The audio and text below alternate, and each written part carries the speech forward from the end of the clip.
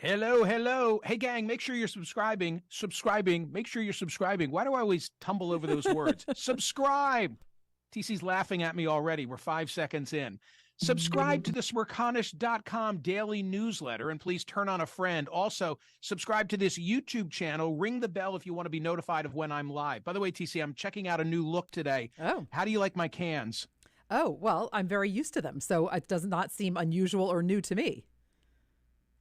Because I'm such a vain individual, No. I normally don't for the YouTube videos go with this look. Instead, I go with what you have, which is the very sophisticated. Yes. Remember when we got these things made? By the way, hold yours up so the YouTube people can. Yes. Okay. So now they can see that yours are purple. So you can choose what color you get. Mine are silver glitter.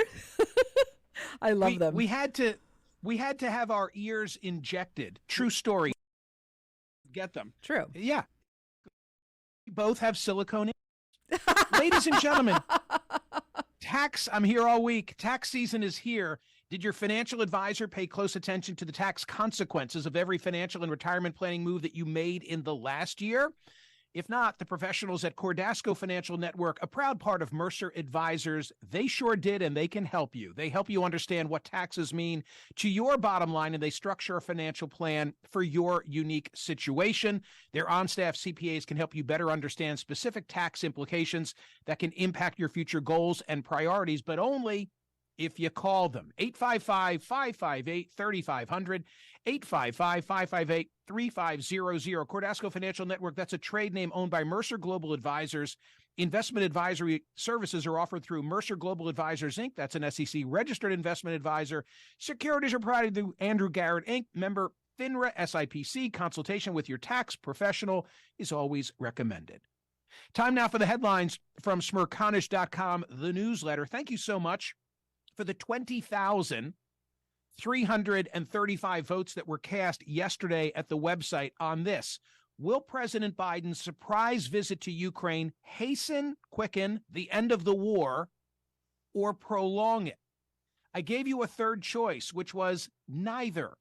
And that was the option selected by most. 71% said it's not going to have an impact.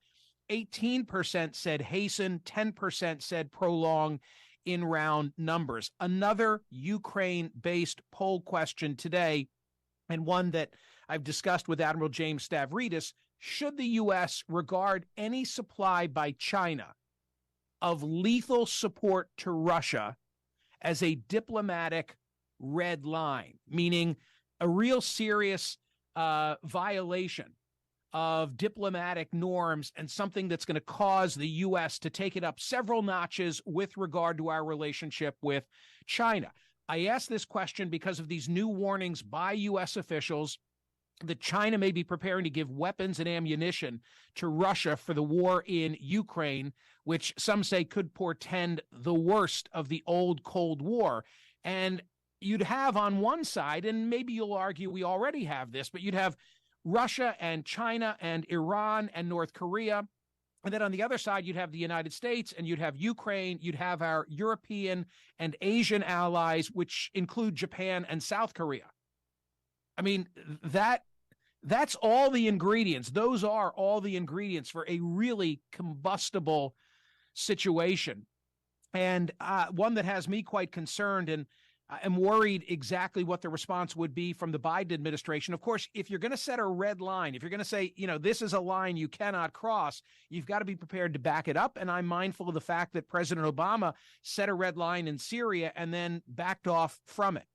I'm thinking that a good poll question, and I have to fashion this in my mind, to ask would be something along the lines of whether the Ukrainian opposition to Russia is more vulnerable, because you can tell I'm really spitballing here and doing this in real time, is more vulnerable because of the Ukrainian military or the American political support. Which poses a greater threat to Ukraine, Ukraine's military abilities or America's political support? I'm still not there, but I'll get there, because I'm concerned about the growing drumbeat at home as to the cost, and it's coming from the right.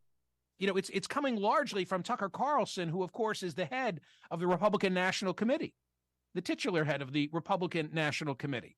So I'll tell you what I will do. If I decide to go in that direction for tomorrow's poll question, I'll rely on ChatGPT to help me fine-tune my inquiry. Yeah, I did that a couple of days ago, as I revealed to all of you here, and there's a really interesting story at Smerconish.com today about yet another use of ChatGPT. This under the headline, Vanderbilt apologizes for using ChatGPT in email after MSU mass shooting. TC, you saw this story. What did you think of this? I thought it was fascinating. I read it thinking that it was going to be like that I was going to be reading something that was inappropriate. Like I thought I'm about to read something that is going to be wildly off. But when I read the actual email, I thought, okay, this is kind of appropriate. Like what, I mean, maybe it was beautifully written. Right. So here's the problem. Is it that they thought that they should have done everybody's, that they should have written their own words because it was such a serious topic? Is it the topic that's the issue? Are you never supposed to use ChatGPT?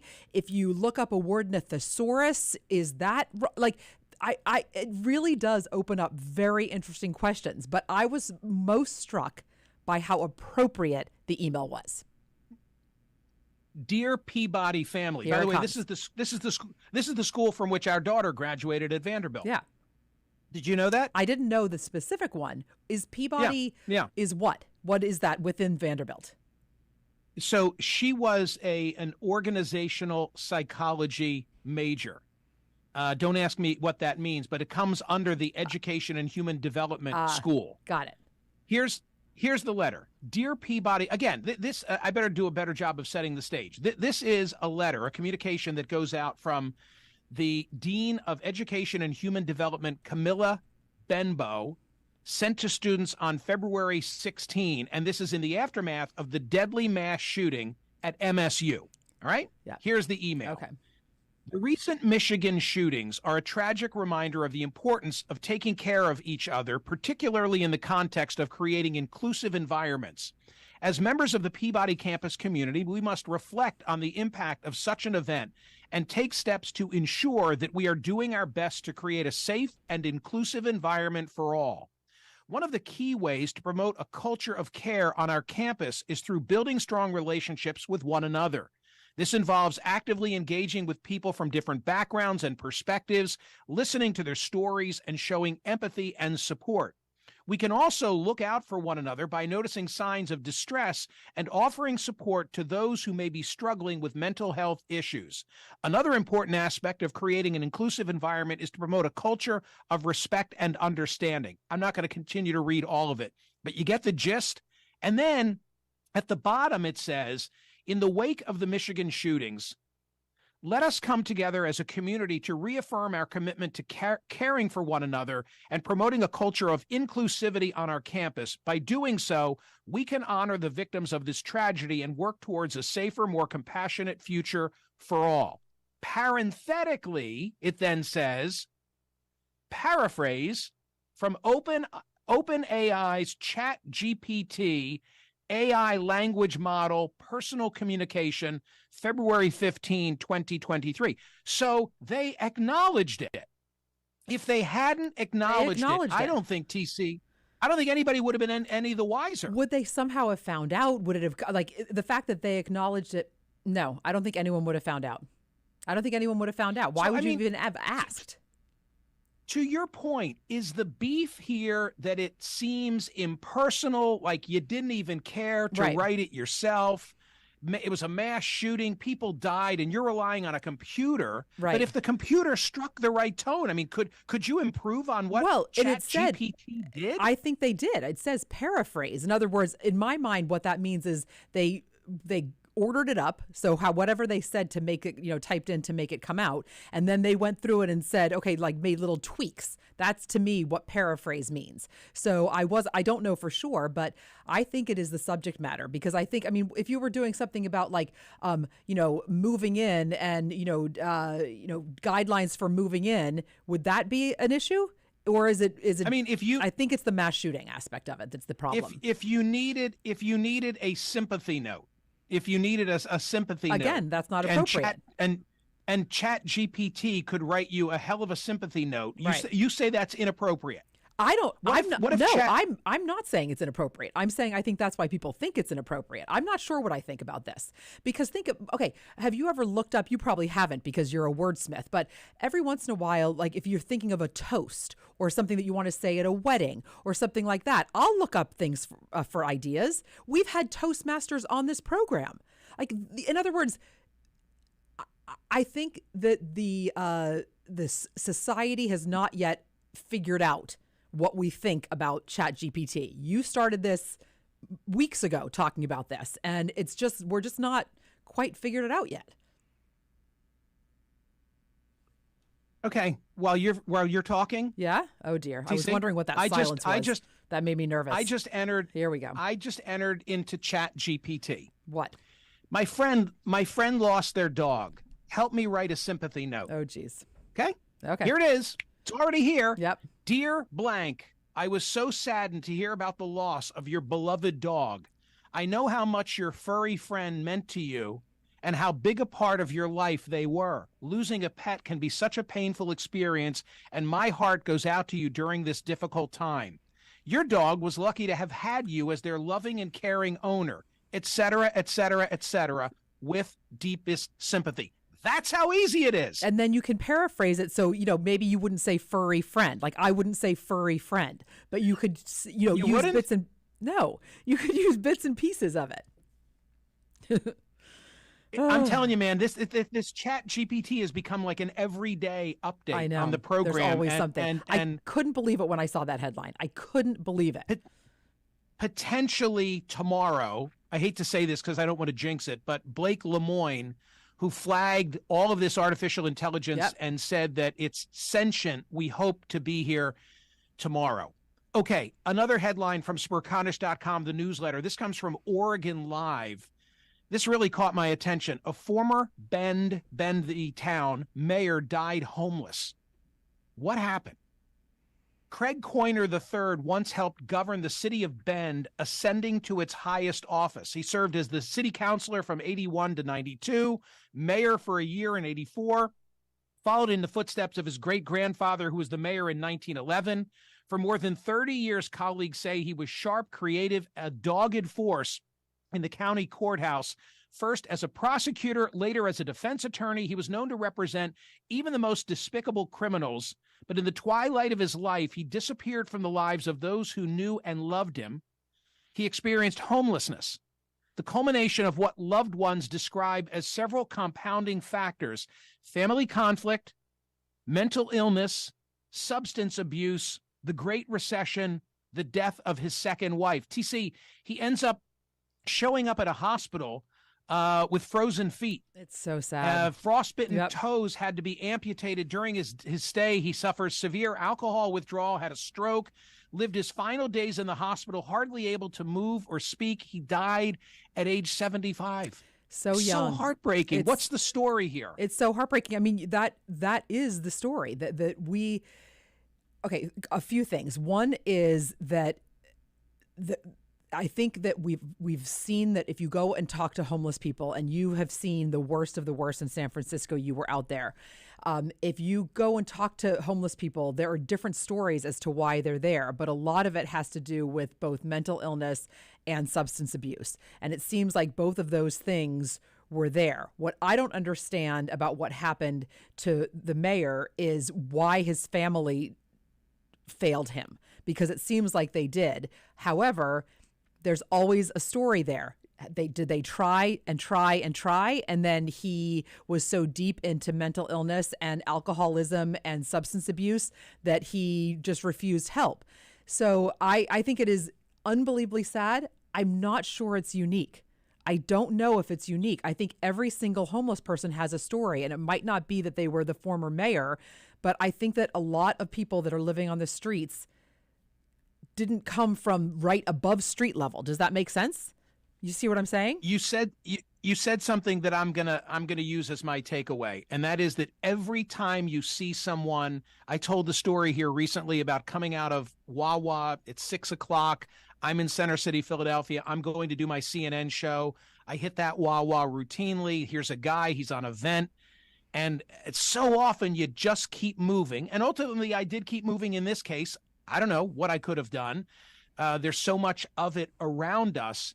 But every one of those individuals, as you just said, is a story. Yeah. It might not be the story of someone who ascended like his grandfather to be the mayor of the town and was a prominent lawyer, prosecutor, but there's a story there. And we overlook that. I overlook that. Yeah. I absolutely overlook that. Yeah. The Murdoch trial. Yeah. The Murdoch trial. Tell me what's going on here. Okay, so the defense is presenting its case now. The defense is presenting its case. They began with Buster, their surviving son. I told you about that yesterday. Sympathetic to his father and talked about what a loving parent he was. Also seemed to poke a little bit at the alibi, meaning bolster the alibi. That's what I should have said after the prosecutors poked at it. I thought the most interesting thing yesterday is that one of the expert witnesses called by the defense said that the shooter was probably 5'2" to 5'4". And I get that they've been headed in the direction of the shooter was much shorter than Alex Murdoch, but the 5'2" to 5'4", it's a very short man or it's a woman. Yeah. But there's been nothing else entered into this case that would cast aspersion on a particular person, much less a woman. They expect that they're going to wrap up the defense at some point on Friday. And so the jury is soon going to get this case. Also at Smerconish.com today, terrible story, although I'm kind of surprised as one who has spent some time in Florida that it doesn't happen more often. 85-year-old woman in a Florida retirement community killed by an alligator. I guess, TC, the gator, 10-foot long, went for her dog and then went after her. Right. And the dog actually survived the attack, but unfortunately she was dragged under. And the photo and videos and the aftermath of the attack have like 6 huge guys wrangling this alligator. Like, this alligator was no joke. It is just chilling. That's what I'm going to say. It is chilling to see the picture of that and to realize, and just, like, my heart goes out to that victim and her family. I just can't. I can't. There's a headline that's Oh, I'm sorry. Go ahead. Finish. No, I was gonna go to the Spanish headline. Oh, okay. Tell me quickly. Well, I just think I think this headline: Spanish Transport Secretary resigns after new trains too big for tunnels. This is so unbelievably ripe for jokes. I can't even begin. But that is indeed the bottom line. Brand new, beautiful trains built in Spain don't fit into the old tunnels. Gotta make sure. Oh my God. I've seen on YouTube, there's a particular bridge in the UK where constantly cars, buses have run into it. And it's been going on 100 years. And anyway, there's a local tavern that always comes out to help the people who lose their roof or worse. There you go. Ladies and gentlemen, go vote at Smerconish.com, the daily newsletter, where I'm asking about a red line relative to China's potential involvement with or support of Russia in the Ukraine. So we thank you for listening. Thank you for watching, those who've watched on YouTube, and see you tomorrow.